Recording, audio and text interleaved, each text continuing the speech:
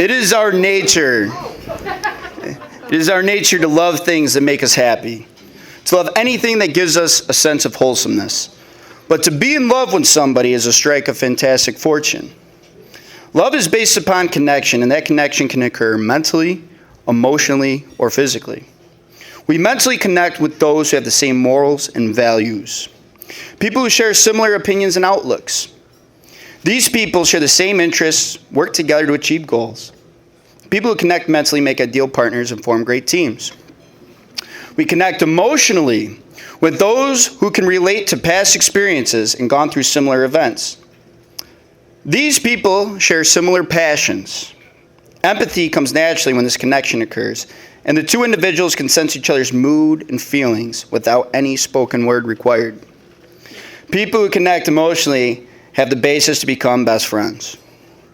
We connect physically with ones whose sheer presence gives us a sense of fulfillment and gratification. The ones that keep us checking our phone for the next text. The ones who keep you looking forward to the next time you're going to see them. They captivate your undivided attention in a room full of people. Having a crush is what we call it. Physical connection is the desire for each other's presence, and it's the catalyst needed in order to make a true soulmate connection occur. It is a rare occurrence to have a true connection with somebody, whether it be mental, emotional, or physical. But to hit it off on all three at once, that is how you establish a real soulmate connection. My life changed forever when I met Zach. It was the first day of football practice in the summer before the start of 10th grade. I saw this tall, skinny kid, built like a goose, with his long, stretched-out neck and his Justin Bieber-ish hair flow. The part that really threw me off was the pirate patch he wore over his eye the first 2 weeks that I knew him.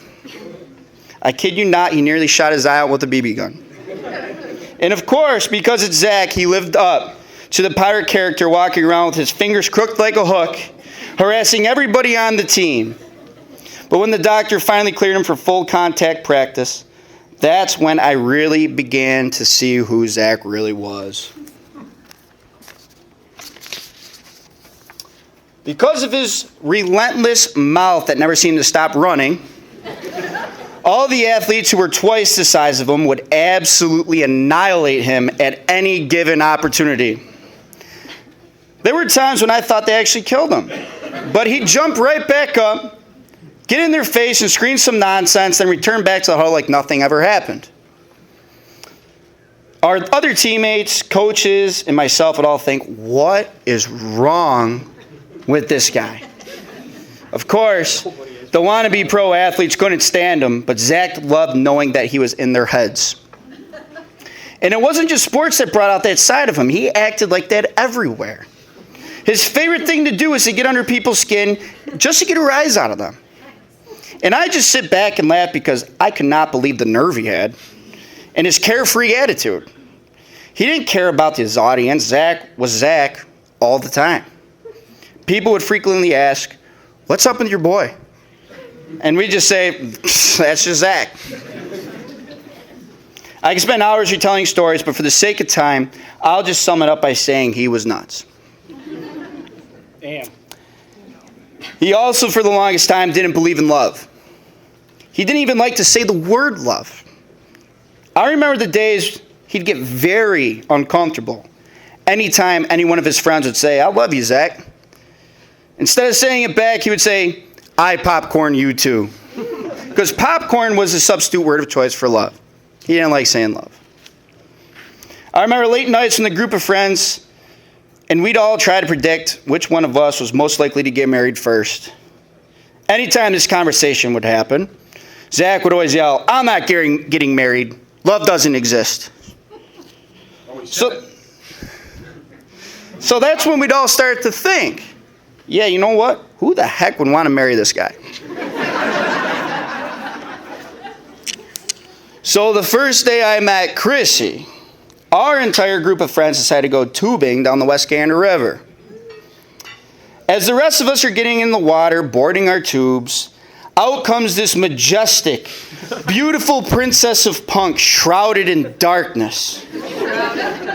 With her jet black straight hair, bandana, and aviators, I thought she was just getting back from a Blink-182 concert. And she was equally goofy and quirky as she was pretty. Is pretty. As she came into the scene with one of the most bizarre one-piece skeleton bathing suits I've ever seen in my entire life. Hated that thing. And as she approached us, I watched her stumble over her toe and yell, "Ah, rat farts! My flip-flop keeps slipping off." Still to this day, Chris is the only person who I know that yells rat farts. More people over there that yell rat farts at that table. So that's when Zach introduced us. Everyone, this is Chrissy. Chrissy, this is everyone. It didn't take us long to discover her ridiculous laugh, and that she liked to talk about some pretty inexplicable things. But that certainly made her interesting. What I really liked about her was that at any given moment, she would make a SpongeBob reference or do a Patrick impersonation. Like Zach, she too was a little abnormal and a little out there. But if she could kick in with her floating circus of friends for 6 hours in the burning summer heat, she showed that she surely had some potential. But let's rewind back to where it all started.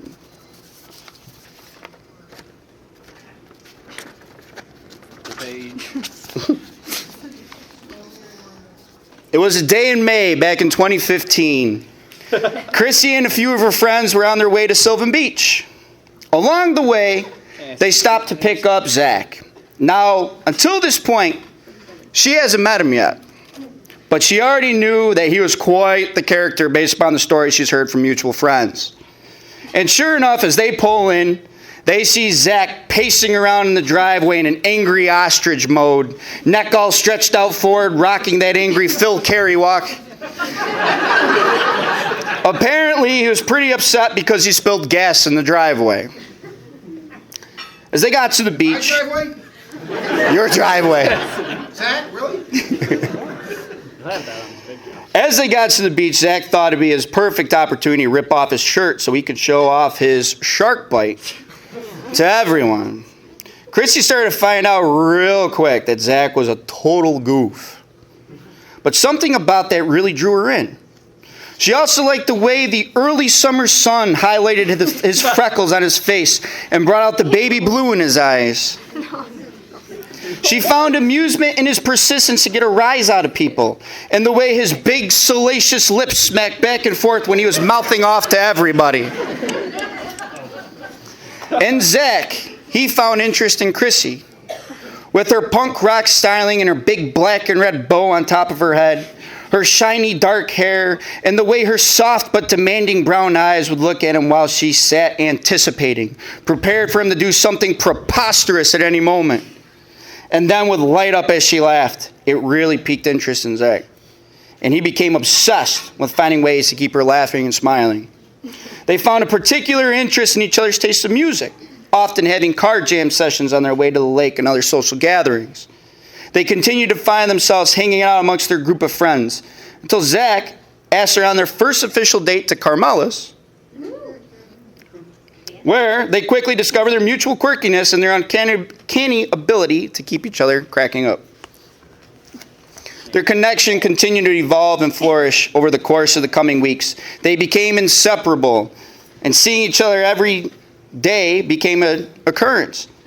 Then one day, on their way home from a Fall Out Boy concert, Zach asked Chrissy to be his girlfriend, and it all became official. Their time together as a dating couple became loaded with memories and adventures, ranging from days at the lake, frequent concert experiences, and Saranac Thursdays. They played many rounds of Zach's favorite game called Find It, which consisted of outdoor adventures of all sorts, whether it be wandering around aimlessly, hiking in the woods, or going on four-wheeling and snowmobiling excursions in search of whatever it is.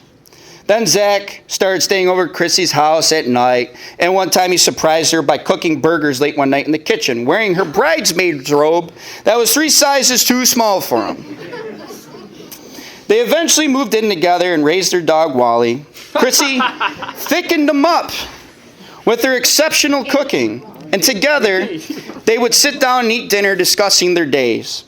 Their nights would consist of either going out to watch live bands, or they would stay in and have movie nights. They would serve as great hosts, having friends come over to play darts, hang out, and laugh at some obnoxious memories.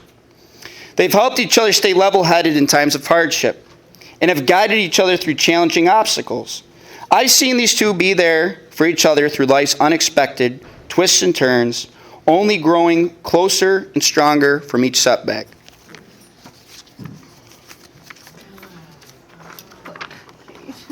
Together, they made sacrifices and personal goals for self-improvement. And they were there to support each other every single step of the way. For each other, they have provided comic relief and shoulders to cry on when needed. They've helped each other set the right mindset to stay successful in their lives and stay driven and motivated on their career aspirations.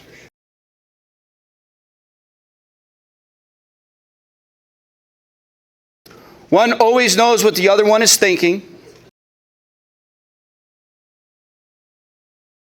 They've picked up each other's sayings and stole each other's sweatshirts. I've seen them spin each other around on dance floors and mutually serenade themselves by singing songs off tune.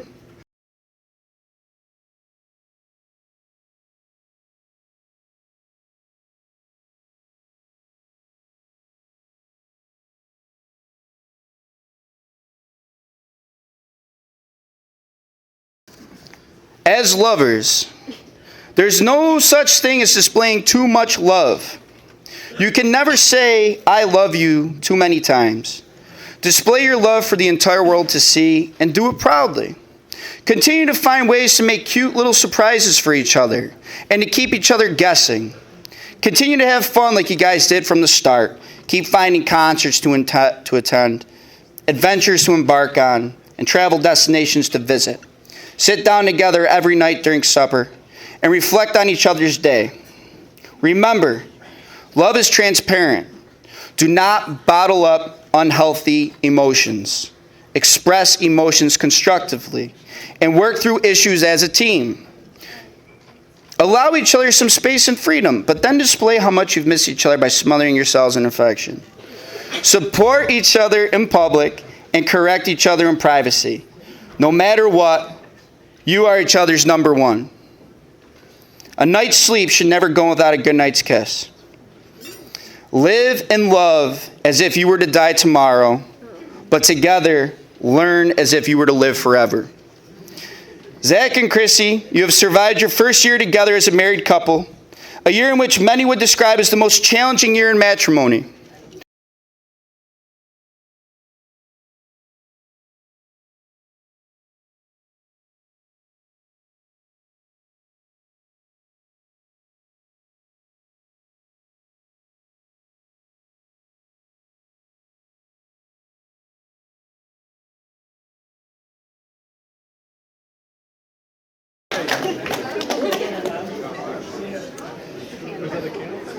So at this moment, we're going to say a grace wedding dinner prayer.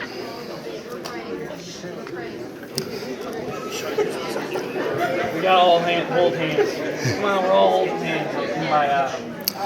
We say the arm. We're saying grace. Closer to Jesus. Okay. Closer to Jesus. Higher than here. Closer. Lord God, Creator of the universe, we have gathered here around this dinner table to celebrate the love and commitment that have united Zach and Chrissy in a wonderful bond of marriage. Bless our wonderful meal and bless the happy couple for a wonderful life together. Let's hear it one more time for the happy couple, Mr. and Mrs. Zach and Christina Carey. Good job, buddy. Thank you. Thank you. Wait, you didn't tell everybody who you were, by the way.